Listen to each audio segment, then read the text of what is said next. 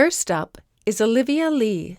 Have you ever needed to get away for a while, maybe head to the coast and spend the night in an old Victorian mansion on a cliff top and finish your novel?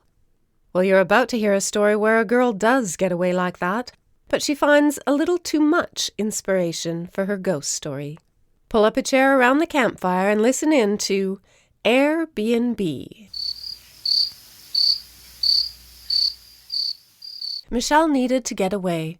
When she saw the photo of an old Victorian home in the country by the sea and the price of just $50 a night, she transferred the money and headed straight over. "I really need some time alone to work on my novel," she told all her friends, but they all knew that she was just going to play on her phone because that's all she ever did. "You'll have the top floor to yourself," the B&B owner told her. He was a tall, skinny man in a suit and tie that looked about as old as his house, and he smelled of onions. "But I'll be home on the bottom floor, so no parties." "Are you cooking something?" Michelle asked, without looking up from her phone. The man squinted. "No." "I'll be wanting breakfast tomorrow," Michelle said. "It's a B&B, right? The second B is breakfast? I want sausages and pancakes." The man shook his head. "I hadn't really—" "With real maple syrup," she interrupted. She raised her eyes from her phone and looked around the enormous entry hall. "Anyone who can afford this place can afford real maple syrup." "I'll show you to your room," the man said. He climbed the stairs slowly. 1 flight, 2 flights, 3. "You should put in an elevator," Michelle said, as she followed step by step. "You get more business." Her room was at the very top of the house. It had a bank of windows overlooking the sea. The house was on a cliff top, and the cliff was slowly eroding. The house had been quite far from the cliff when it was built in 1840, but now it was very close. If you leaned out the window of Michelle's room, you couldn't quite see the bottom of the cliff, but you could see the rocks close to shore, and you could smell the sea air and hear the waves crashing against the rocks. The owner opened a window as if to invite Michelle to take it all in. She didn't notice, though, because she was playing on her phone. The man cleared his throat. "I hope you find the room to your satisfaction." She nodded without looking up. "As I said, you're the only guest, so it's very private. There's a quilt show in town this weekend, just a 10-minute drive from here. I thought there would be more renters for that, but I suppose most people just come for the day and go home." A gust of wind blew in through the window, and a voice like a sigh seemed to echo the words, "Go home." The man shut the window. "I don't suppose you came for the quilt show." Michelle shook her head. "Not so much. My mom used to sew before she died." "Oh, what a shame," the man said. "And you so young." She shrugged. "I can't remember her much. I miss my dad sometimes. He just died last summer." The man held a hand to his heart. "So you're alone in the world?" Michelle snorted. "Hardly." Her phone chimed and she smiled. "Yes, I went up a level." She looked up, beaming. "Oh my God, what a nice room. What a view. This is perfect for writing my novel." She looked out the window and gasped. "There's someone in the water." "It's just a ghost," the owner said. Michelle snorted. "There's a girl in the water. You should call the cops." "Most people book this B&B for the ghosts," the man said. Michelle rolled her eyes. You can leave now. I better get writing." The man took a deep breath and turned away. Michelle cracked open the window. There was definitely someone in the water. Someone in a white dress, looking up at her and waving as the water splashed her legs. The gauzy dress floated on the surface all around her, and she shouted at Michelle. It sounded like, "No more!" Michelle leaned far out the window and took a video of the girl in the water. She wasn't in the mood for writing.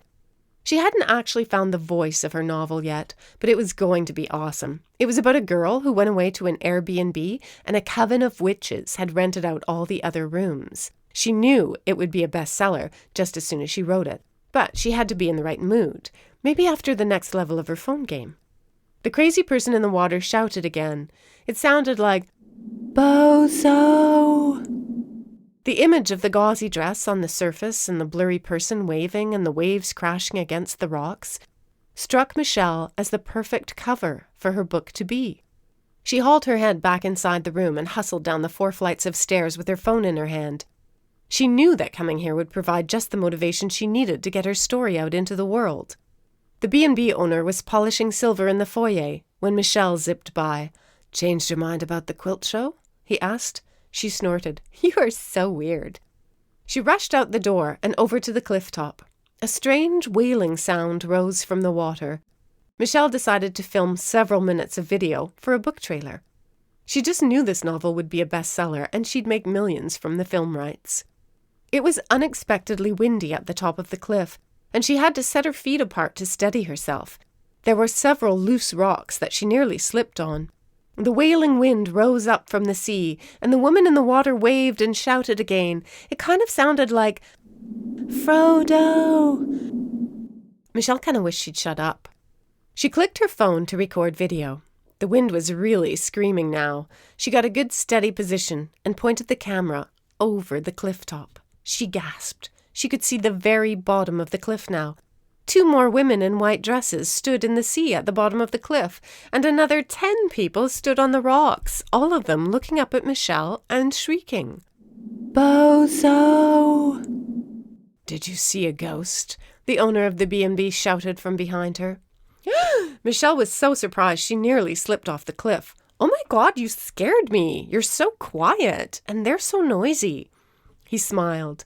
He stood about 4 meters away from her, with his fingertips pressed together before his heart. "They're the spirits of former guests who fell from this very cliff top." "That's ridiculous," Michelle said. "There's no such thing as ghosts. They're obviously people stranded at the bottom of the cliff. Their boat must have sunk. Just as soon as I take some more footage for my book trailer, I'll call the cops and get a chopper over here to rescue them." The crowd at the foot of the cliff screamed at her. It sounded like, "Go long!" Maybe they were football fans, Michelle thought. "Can't you hear them?" the B&B owner said from behind Michelle. "Can't you hear what they're saying?" Michelle rolled her eyes. "They're obviously hypothermic and shouting nonsense. Why don't you call for help while I take my pictures?" She kept her back to the B&B owner. "They're saying, 'Go home,'" he told her. She listened closely as she stared at the dozen gauzy people in the crashing sea below her, all reaching up and screaming at her.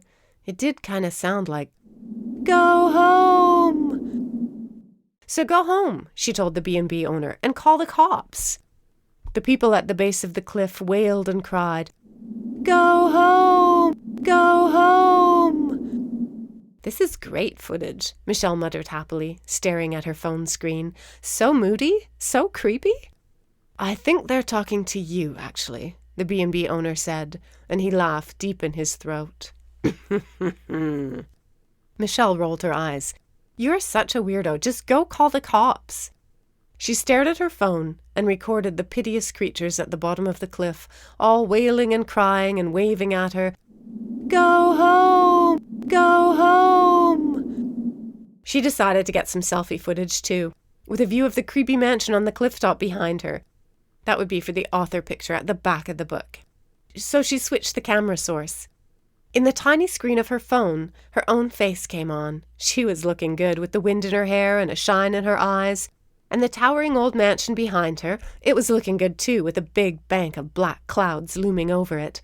And the old B&B owner, just a few feet behind her, rubbing his hands together and smiling maniacally before he reached out to push her over. "Oh my God," Michelle shouted. "This is the perfect cover for my book."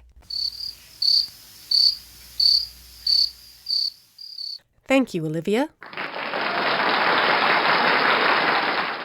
Olivia says she wrote that story for her friend Jenna, who is always on her phone and who doesn't believe in ghosts, but who is, quote, way nicer than the character Michelle.